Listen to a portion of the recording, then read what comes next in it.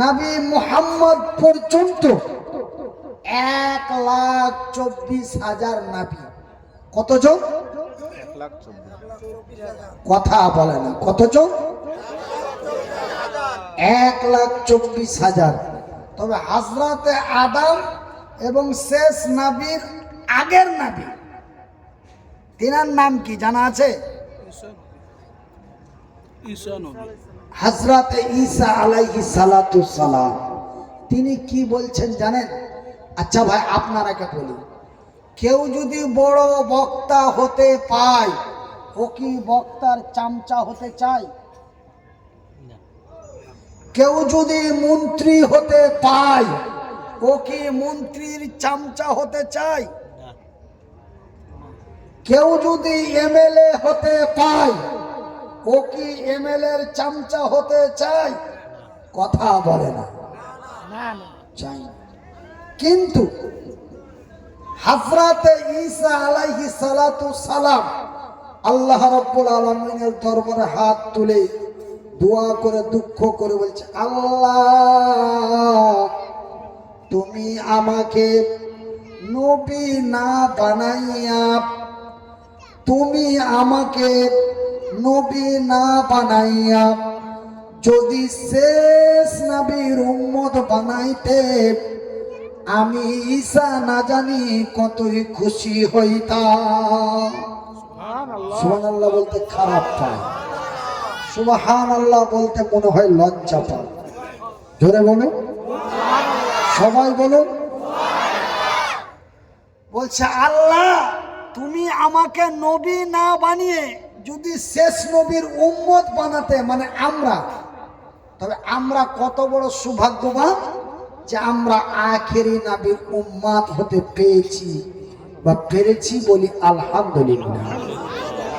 আমার ভাইয়েরা, আমার বন্ধুরা, আমি পবিত্র আল কোরআনের মধ্য থেকে একটি আয়াত পাঠ করেছি। কি আয়াত? বিসমিল্লাহির রহমানির রহিম। আমার আল্লাহ একটা না দুইটা? আমার আল্লাহ কত? এক। আমার আল্লাহ এক, তিনি এক, তিনি একক, তার অদ্বিতীয় কোন উপাস্য নাই। তিনি বলে দিয়েছেন, নবী গো বলে দাও, কাকে বলবো? হিন্দুকে না, জৈনকে না, বৌদ্ধকে না, দেইবান্দিকে না, বেরেলিকে না, তবে কাকে বলবো? আমার আল্লাহ বলেন, কুল্লু, সমস্ত পৃথিবীবাসীকে বলে দাও। বিসমিল্লাহির রহমানির রহিম। কুল হুয়াল্লাহু আহাদ আল্লাহুস সামাদ। আমার সাথে পড়েন, আল্লাহর রহমত হবে।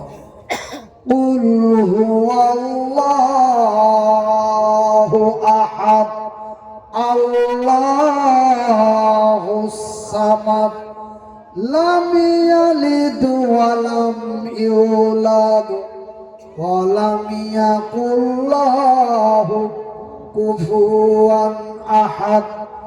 এই সূরাটি 3 বার পাঠ করলে একবার কোরআন খতমের সমান নেকি পাওয়া যায়। সুবহানাল্লাহ। আমার আল্লাহ এখানে বলছেন, ওগো নবী বলে দাও, কুল হুয়াল্লাহু আহাদ, তিনি এক, তিনি একক, তিনি একাপ, তিনি এক, তিনি একক, তিনি একা, তেনার মুখ পিক্ষি আর কেউ নাই। আমার আল্লাহ এক, আমার আল্লাহ একা, তিনি এক, তিনি একক। কিন্তু আমার আল্লাহ আবার জোড়াকে পছন্দ করেন। সুবহানাল্লাহ বলেন। সুবহানাল্লাহ। এটা আর একটু নিচা করা যাবে না ভাই?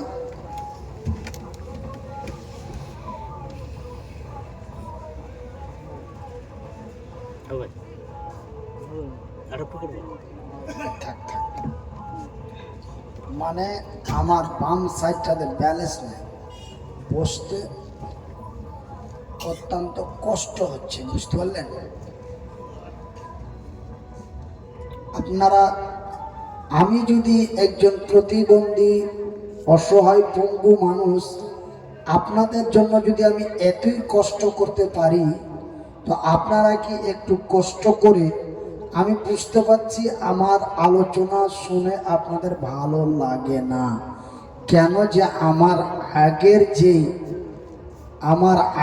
যে থিম ছিল, আমার আগের যে সফটওয়্যার ছিল, সেই সফটওয়্যারটা কিন্তু ভাই আল্লাহ হ্যাং করে দিয়েছে, ওই জন্য ক্যাসেট একটু জাম লেগে চলছে। তো আমার আল্লাহ এক, আমার আল্লাহ একক, তিনি একা, কিন্তু তিনি ভালোবাসেন জোড়া। তিনি বলেন বিসমিল্লাহির রহমানির রহিম ওয়া খালাকনাকুম আজওয়াজা। আমি আল্লাহ আমার আকাশের উপর থেকে জমিনের নিচে পর্যন্ত আমার বিশ্ব জগতে আমি আল্লাহ যাহা কিছু সৃষ্টি করেছি, আজওয়াজা জোড়া জোড়া, আমি আল্লাহ যাহা কিছু বানিয়েছি জোড়া। তবে তিনি একা, কিন্তু তিনি বানিয়েছেন জোড়া। কেমনে? এমন করে বানিয়েছেন আকাশ, তারপরে বানিয়েছেন জমিন, এমন করে বানিয়েছেন চন্দ্র, তারপরে সূর্য, এমন করে ডান দিক, তারপরে বাম দিক, এমনি করে সকালবেলা, তারপরে সন্ধ্যাবেলা, এমন করে দিনের বেলা, এমনি করে রাতের বেলা, এমন করে জান্নাত, তারপরে জাহান্নাম। একটা হচ্ছে না, দুটো ভাই। এমন করে আমার আল্লাহ বানালেন নর, তারপরেই বানালেন নারী, এমন করে বানালেন ঠান্ডা কাল, তারপরে বানালেন গরমকাল, এমন করে বানালেন মৃত্যু, তারপরে করলেন জীবিত, এমন করে সুগন্ধ, তারপরে হলো দুর্গন্ধ। এমনি করতে করতে এমন করে বানালেন ভেড়া, তারপরে বানালেন ভেড়ি। বাজারের চতুষ্পদ জন্তু থেকে নিয়ে কীট পতঙ্গ পর্যন্ত আমার আল্লাহ তার সৃষ্টি জগতে যাহা কিছু বানালেন জোড়া। সুবহানাল্লাহ। শুধু তাই না, এতগুলি মাখলুকের মধ্যে আমার আল্লাহ সর্বপ্রথম তৈরি করলেন আদম, তারপরে তৈরি করলেন হাওয়া, সেখানেও বানালেন জোড়া। এমন করে বানালেন আদম, তারপরে বানালেন হাওয়া। আপনারা হযরতে আদম আলাইহিস সালাতু সালাম এবং হযরতে হাওয়া আলাইহিস সালাতু সালামের ব্যাপারে আমার আগে যিনি ছিলেন এই মাদ্রাসার মুহতামিম হুজুর, তিনি এই ব্যাপারে আলোচনা করছিলেন। সূরা আল বাকারা থেকে আপনারাকে বোঝাচ্ছিলেন, আমি শুনছিলাম। শুধু আপনারা একা শুনেননি, আমিও শুনছিলাম।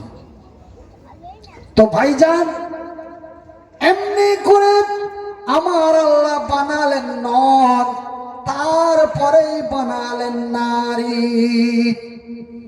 তবে এখানে শব্দটি ব্যবহার হচ্ছে নর এবং নারী। তবে আগে বানালেন নর, পরে বানালেন নারী। নারী। তো কতদিন পর নারী বানালেন বলতে পারবেন কেউ? কারো জানা আছে?